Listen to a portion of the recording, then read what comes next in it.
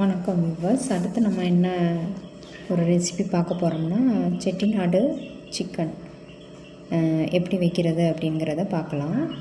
அதுக்கு தேவையான பொருட்கள் என்னென்ன பார்த்திங்கன்னா, தனியாக 2 ஸ்பூன் எடுத்துக்கணும், ஜீரகம் 1 ஸ்பூன், சோம்பு 1 ஸ்பூன், மிளகு 1 ஸ்பூன், அதுக்கப்புறம் பார்த்திங்கன்னா உங்களுக்கு வெங்காயம், தக்காளி, இஞ்சி பூண்டு உள்ளது, மஞ்சத்தூள், கருவேப்பிலை, கொத்தமல்லி, இதுதான் இதுக்கு தேவையான இது.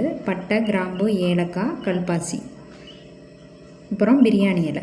இது இந்த டிஷ்ஷுக்கு தேவையான பொருட்கள். இதை நீங்கள் தனியாக எடுத்து வச்சுக்கிறோங்க. இப்போ வறுத்து அரைக்கிறதுக்கு, செட்டிநாடு மசாலா வறுத்து அரைக்கிறதுக்கு ஒரு கடாயில் எண்ணெய் ஊற்றாமல் நீங்கள் என்ன செஞ்சுக்கலான்னா, ஒரு கடாயில் எண்ணெய் ஊற்றாமல் உங்களுக்கு 2 ஸ்பூன் தனியா, 1 ஸ்பூன் மிளகாய், 4லேருந்து 6 மிளகாய், உங்கள் காரத்துக்கு தேவையான 4லேருந்து 6 மிளகாய், அதுக்கப்புறம் ஜீரகம் 1 ஸ்பூனு, மிளகு 1 ஸ்பூனு, சோம்பு 1 ஸ்பூனு, எல்லாமே 1 ஸ்பூன் சேர்த்துக்கோங்க. அப்புறம் பட்டை, கிராம்பு, கல்பாசி, இதுதான் உங்களுக்கு இந்த செட்டிநாடு மசாலா. இதை நல்லா வாசம் வர்றதி நல்லா வறுத்துக்கோங்க. வறுத்துக்கிட்டு அதுக்கப்புறம் பார்த்திங்கன்னா இதை தனியாக வச்சுட்டு ஒரு மிக்சியில் பொடி பண்ணி வச்சுக்கோங்க. அப்புறம் ஒரு கடாயில் நல்லெண்ணெய் ஊற்றிக்கிறோங்க. நான் 1/2 கிலோ சிக்கன் எடுத்துக்கிறேன். 1/2 கிலோ சிக்கனுக்கு பார்த்திங்கன்னா ஒரு 3 ஸ்பூன் நல்லெண்ணெய் ஊற்றி அதில் பட்டை இலையும் கருவேப்பிலையும் போட்டு நல்லா தாளிச்சிருங்க. அது நல்லா பொரிஞ்சோன்னே வெங்காயம், நறுக்கி வச்சுருக்க வெங்காயம் நல்லா பொன்னிறமாக வர்றது வதக்குங்க. வதக்கும்போது கொஞ்சம் உப்பு போட்டு வதக்குனிங்கன்னா கொஞ்சம் உங்களுக்கு வதங்குறது ஈஸியாக இருக்கும்.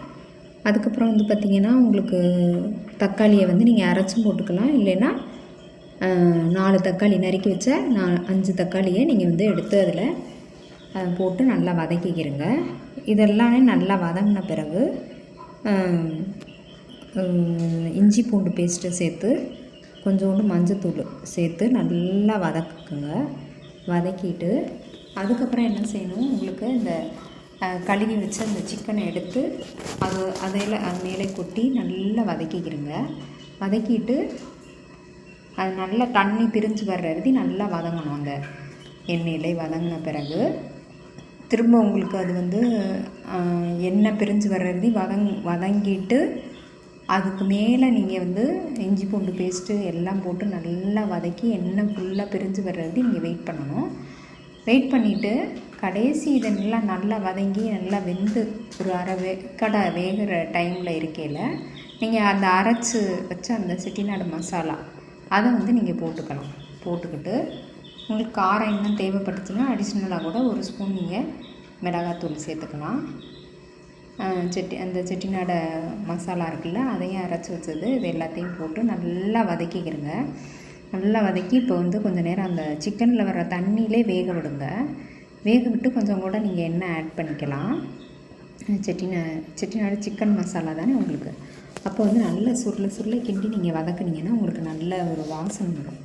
அதை நல்லா வேகிறதி வெயிட் பண்ணிவிட்டு அதுக்கப்புறம் நீங்கள் எடுத்து சர்வ் பண்ணலாம்.